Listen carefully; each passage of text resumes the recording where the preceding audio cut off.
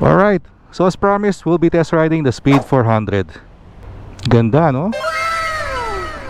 Naka Rosso 3 siya. Very plush yung upuan. Naka bar and mirrors, stock. So walang huli yan.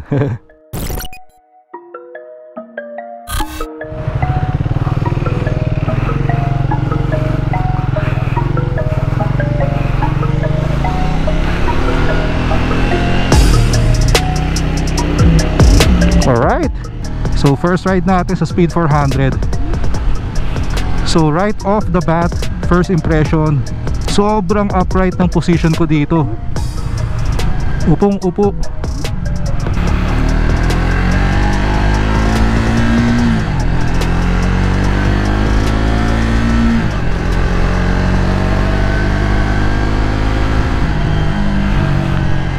Relax na relax ka dito.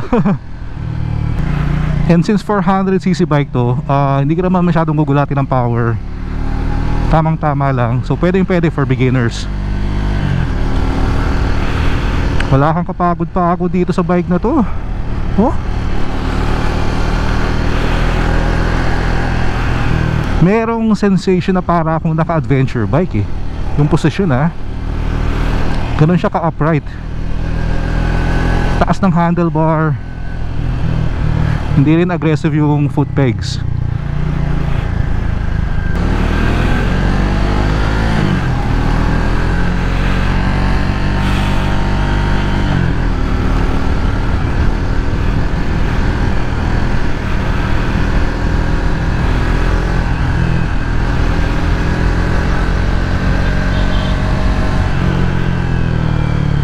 And very low seat height. As in sobrang baba. Kaya hindi mahirapan ng mga beginners dito.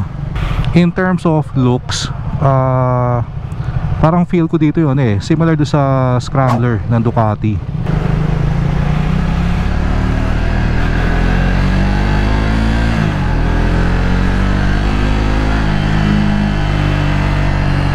Sarap ang chill ride nito. Yung gusto mo lang mag-ikot-ikot, city riding.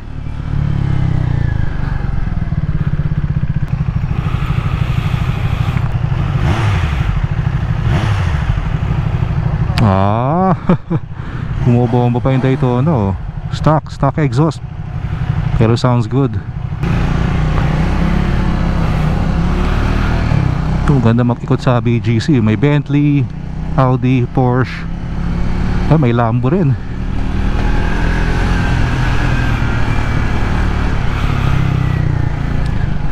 Sa kabila pa pala yung Moto Street. Taikutan namin. Pero since 400cc lang siya at low gear, high RPM, may konting vibration kang mararamdaman, which is understandable naman. Yon, NMAX. What's up, sir?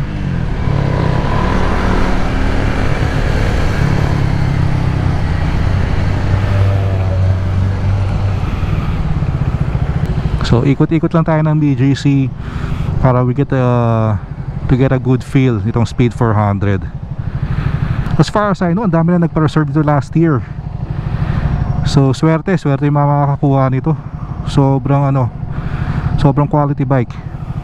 Alam mo, premium na premium pagkakagawa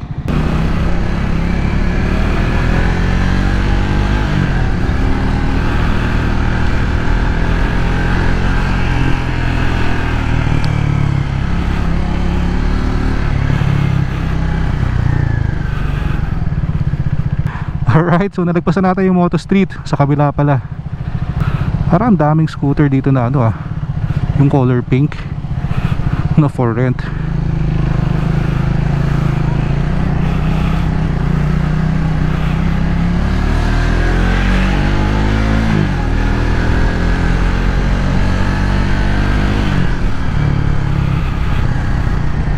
Ngayon,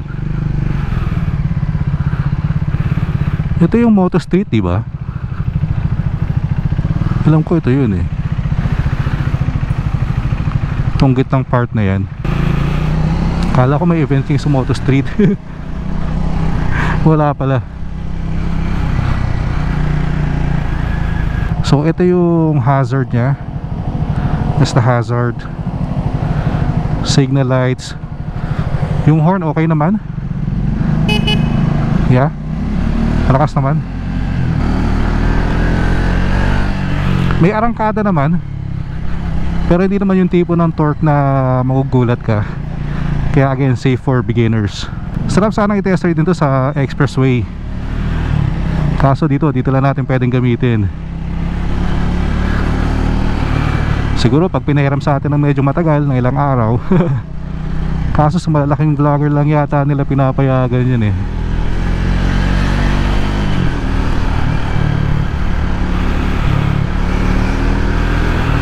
Nice.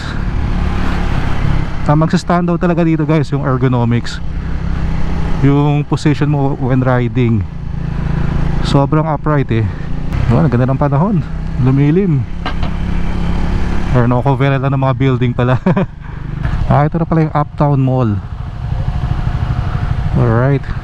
Parang sarap pag dito ka nakatira eh, no? Accessible sa lahat, yung mall, ang daming resto. Yeah, sarap din mag-ikot-ikot lang dito. Wala, may aksidente tayo dito. Ride safe mga sir, ingat po tayo lagi. Sana okay lang si Manong Rider. Nako, parang sumalpok yata siya sa likod. Ay nako, nakakapanghina pag nakakita ng mga ganyang aksidente. Alright, shoutout sa mga taga JP Morgan.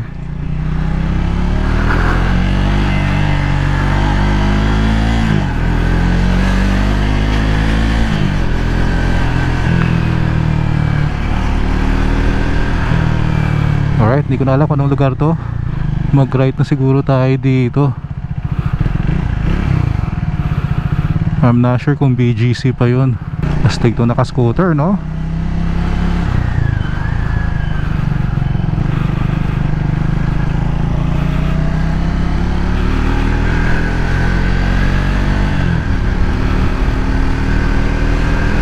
Nice.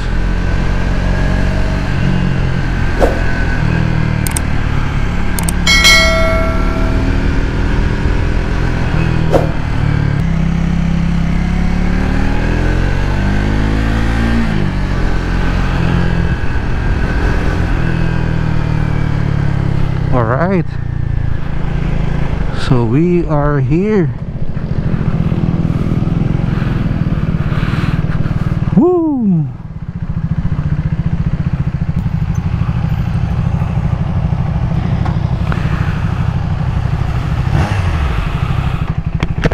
Sobrang enjoy. Ano bro, okay? Alright. Alright, so tapos na tayo sa test ride natin sa Speed 400. Sobrang upright ng position mo dito. Yung gulong pala niya is Rosso 3, kaya goods ka na dito sa banking. And single cylinder pala to, 400cc, kaya you know, at low gear, high RPM, may konting vibration kayong mararamdaman. Pero for me, negligible, understandable yun. Performance wise, wala na kayong hahanapin pa dito, lalo na if you're a beginner. Very plush ng upuan. Wala, hindi tinipid tong bike na to. Stock bar and mirrors.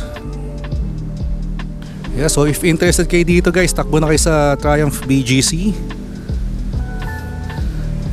Yan, marami pa tayong lulutuing ibang test ride dito.